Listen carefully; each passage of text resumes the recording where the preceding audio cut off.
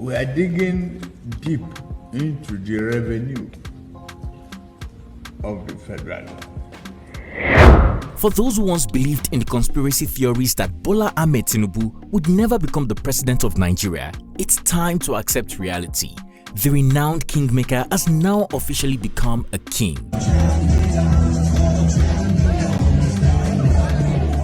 A viral video on social media captured fleets of expensive private planes arriving at Abuja International Airport for Tinubu's inauguration. Dignitaries and influential men from all over the country and the world converged en masse to the nation's capital to witness the inauguration ceremony. Before his inauguration, President Tinubu threw a massive free musical concert tagged Renewed Hope Concert to appreciate those who campaigned for and voted for him. The concert was hosted by Shettima, one of Asiwaju's boys, at the MKO Abiola Stadium in Abuja.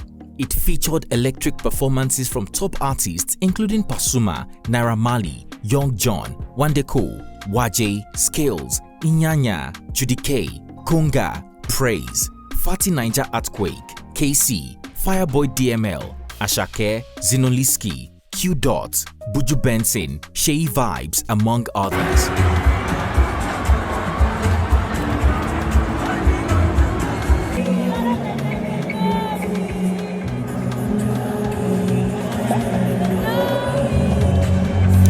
This concert was followed by an inauguration dinner attended by the outgoing president and vice president alongside notable world leaders, including the president of South Africa, Sierra Leone, Ghana, Burundi, Liberia, the Republic of Congo, Ethiopia, Central African Republic, Gabon, the Prime Minister of Morocco, the Vice President of Venezuela, and many others.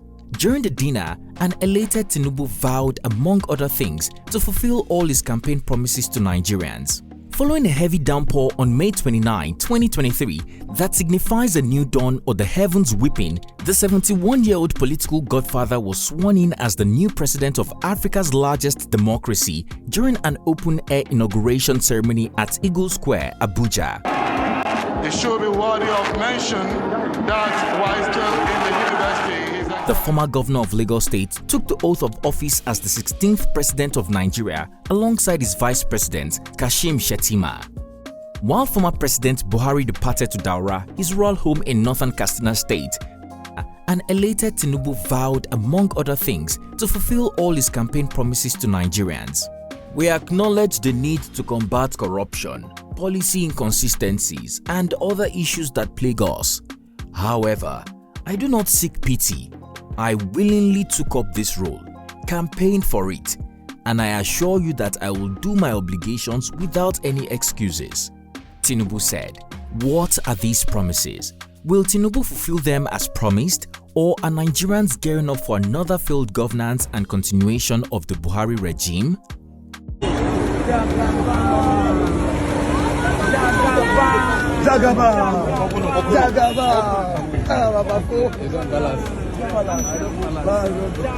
Hello guys, it's T-Code here for African Glitz. Fuel subsidy. In December 2022, Tinubu hosted a business luncheon with entrepreneurs in Lagos as part of his campaign activities. During the Business Forward event, Tinubu promised to remove fuel subsidies if elected and sworn in as president. The 71-year-old president stated that no matter how long people protest, it won't stop him from removing fuel subsidies because Nigeria cannot continue to subsidize fuel consumption in neighboring countries and for Nigerians. Why should I have 4 cars and be paying subsidized petrol for Cameroon, for Niger, for Benin Republic?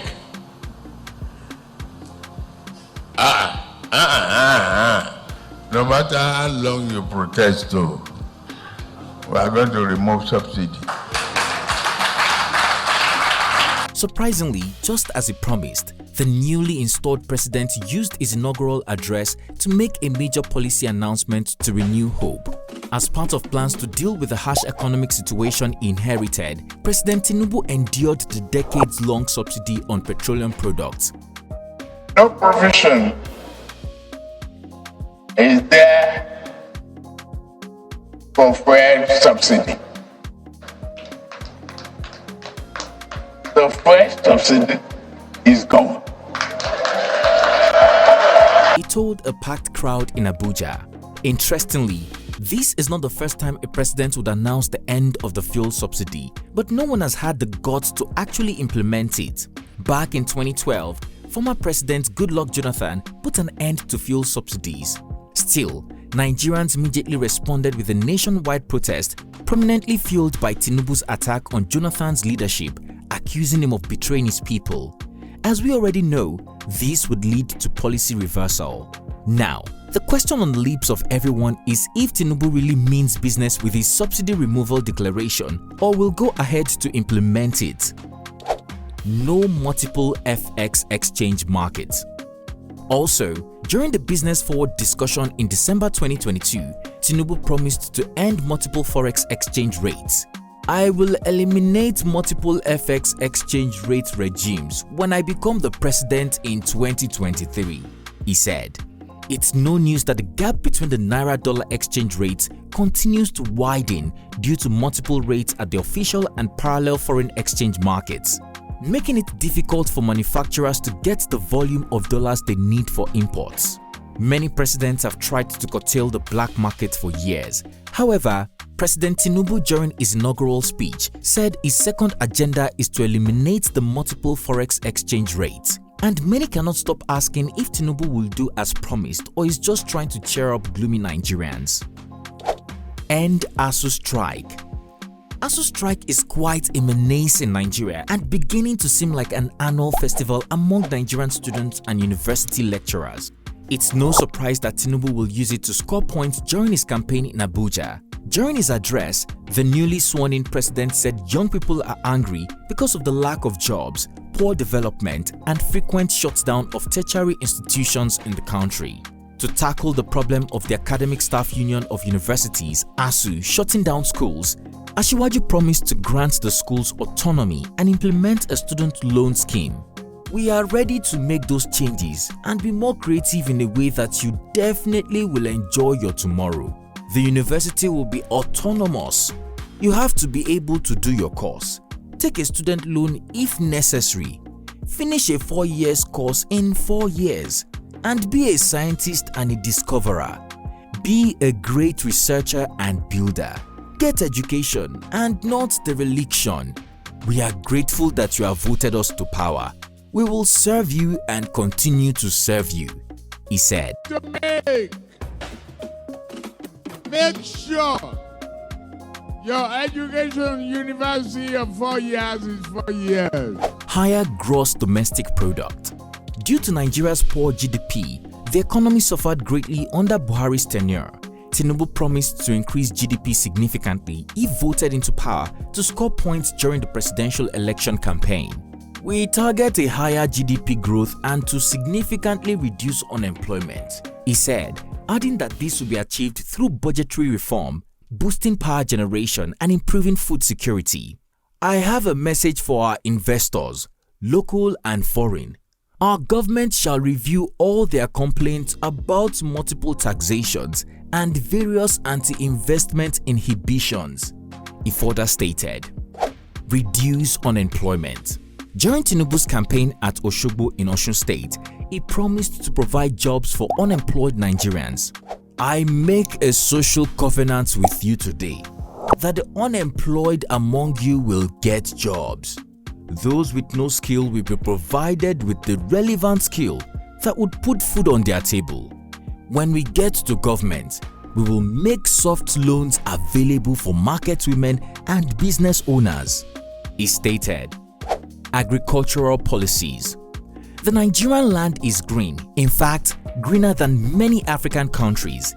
Yet, farmers live in poverty, faced with pests and diseases, and owing to poor storage facilities, with most containers leaving the country empty and over 70% of Nigerian agricultural products being rejected in the global market. To curtail these, Tinubu promised to beef up agricultural policies if elected.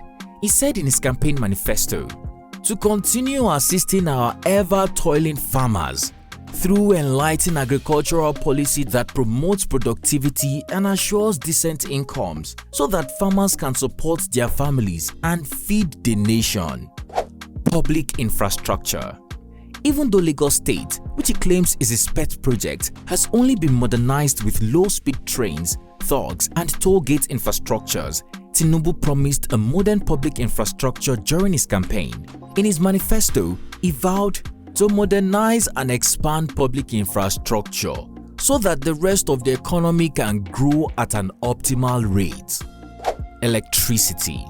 Countries like Tunisia, Egypt, Morocco, Algeria, Kenya, Gabon, South Africa, Senegal, and neighboring Ghana enjoy an uninterrupted power supply. But Nigeria, despite being the giant of Africa, has taken exception to this crucial public good for decades.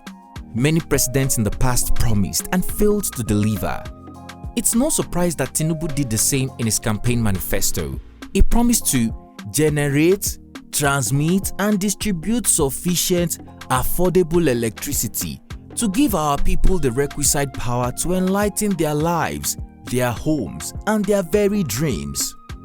Essential public goods, education, healthcare, and housing especially, are deemed almost free in Nigeria. Yet, only a few can afford them. President Tinubu, while campaigning, promised to make basic healthcare, education, and housing accessible and affordable for all. Terrorism and banditry. Regarding insecurity, Tinubu promised to establish a bold and assertive policy that will create a strong yet adaptive national security architecture and action to obliterate terror, kidnapping, banditry, and all other forms of violent extremism from the face of our nation. When asked how he would make this happen, Asiwaju promised to recruit 50 million youths into the army, feed them cassava, hand them a gun, and order them to fight the terrorists. He explained while addressing guests at the 12th colloquium organized in his honor in March 2022. Recruit 50 million youths into the army and Islamization of Nigeria. Just ahead of his swearing in as Vice President of Nigeria, while speaking at the inaugural lecture of the incoming administration in Abuja on May 27 of 2023, promised that he has no Islamization agenda. This is despite reports linking him to terrorist organizations. He said no religious agenda backed the Muslim ticket that brought him and Tinubu to power, and he was only a child of necessity. I was a child of necessity. There is no Islamization agenda. Asiwaju Bola Ahmed Tinubu is a Muslim who is married to a Christian. Not only a Christian, but a pastor in the Redeemed Christian Church of God. For someone who has not Islamized his family, people are alluding that he has the intention to Islamize the nation. Politics is about perception. As we begin the formation of a new administration, I deliberately picked an Igbo man, a Catholic, to be my chief security officer. He noted, for the purpose of inclusivity and togetherness, again, I deliberately picked a northern Nigerian, a northern Christian, to be my ADC. So the so-called founder of Boko Haram is going to be protected by, he asked, as a way of solidifying his promise not to Islamize Nigeria. But the real question is, can President Tinubu and Vice President Shettima keep their promise to Nigerians? Tinubu is taking over from two-term former President Muhammadu Buhari amid a high inflation rate, record-breaking debt levels, and increasing kidnap for ransom cases. On the side, Tinubu's victory is still being challenged in court by his two closest rivals, Peter Obi of the Labour Party and Atiku Abubakar of the People's Democratic Party, because his emergence as president was manipulated. This implies that Tinubu's reign might be short if the court rules against him. On the other hand, Tinubu has spent months in London and France being treated for an undisclosed illness since 2022, causing many to question his competence. Jagaban has been captured wearing pampers, moving around with a catheter, and even at his inauguration ceremony, he was captured staggering around the stage. In the past, Tinubu has brushed off the criticism, saying the job does not require the fitness of an Olympic athlete and his associates. He always quickly reminds everyone that US President Joe Biden is older than their dear Asiwaju. Now that the real work begins, would you say Tinubu is up for the task?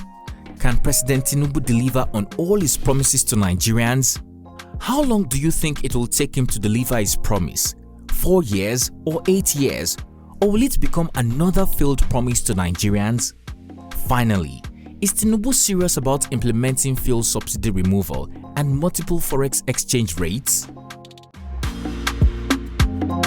Share your opinion in the comment section down below. If you found this video informative, please comment, like and share. Also, don't forget to hit the subscribe button to be notified every time I upload a new video so that you don't miss out. Thanks for watching and see you on our next one.